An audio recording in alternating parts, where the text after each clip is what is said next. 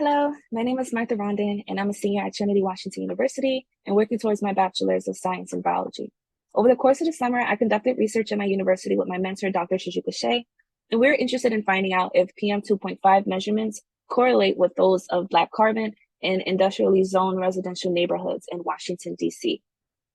To give some background, PM2.5 is particulate matter that's 2.5 microns in width or smaller. And Black carbon, which is a component of PM2.5, is the black visible soot that we see emitted from diesel truck traffic and incomplete combustion of fossil fuels.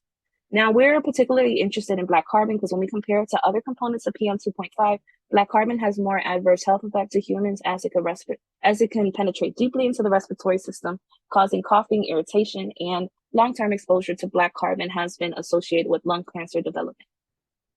So we collected air quality data in two predominantly Black neighborhoods, as we can see here in image 2. This red dot is the neighborhood called Brentwood, and the blue dot to the left of it is Eckington. Everything that we see in purple is PDR4 zoned, and that's the highest level of industrial zoning that you can have in Washington, D.C., which permits high density production, distribution, and repair activities. An example of a site that's in these neighborhoods is what we see in image 1. This is an asphalt plant in Eckington, and there's constant truck traffic going in and out of the site all times of the day. This neighborhood is also sites for trash truck repairs and storages, truck repair shops, and bus terminals.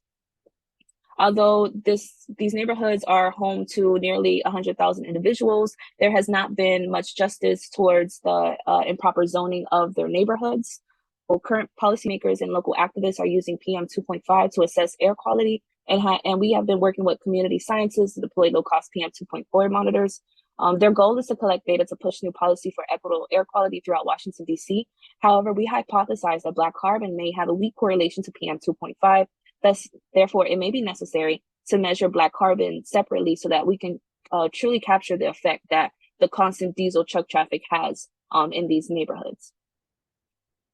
To test our hypothesis, we use a McGee scientific aethylometer to record Black carbon aerosol particles in the atmosphere. And we can see how it looks in image 3.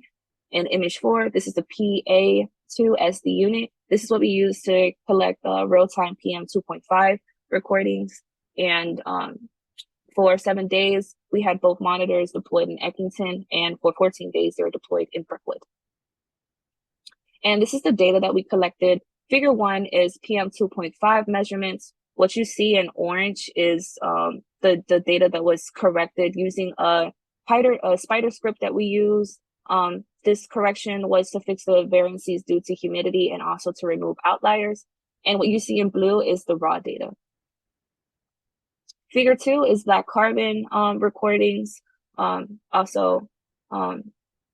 A is Eckington and B is Brentwood, similar to how figure 1 is set up. And then also lastly, figure 3 shows we plotted Black carbon and PM2.5 for Eckington and Brentwood in A and B, and then C is just us compiling those two figures together,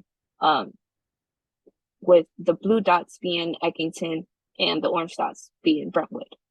So from this data, we concluded that there is a weak correlation between PM2.5, and we can suggest that there may be a weak correlation because if there was a stronger correlation, we'll see a linear line trend, but since the plots are scattered everywhere, we cannot make a conclusion that there is a correlation at all. So in conclusion, with this data, we recommend that the policymakers not only use PM2.5 to assess air quality in these neighborhoods, but that they also consider Black carbon because Black carbon levels can be somewhat high and not indicated through just PM2.5 recordings. So we recommend that they take those two measurements separately to truly capture the effect that the constant diesel truck traffic has in these neighborhoods. So in the future, we'd like to conduct this research for a longer duration of time so that this data is statistically significant. And also we have a newer Black carbon monitor that is more of the state of the art, and we'll like to use that in our future research. And lastly, after conducting this research, I found out that if you cluster multiple purple air monitors in the same area, this gives better recordings and can be used to better calibrate the monitors with one another. And this is something that we would like to do in our future research. Thank you.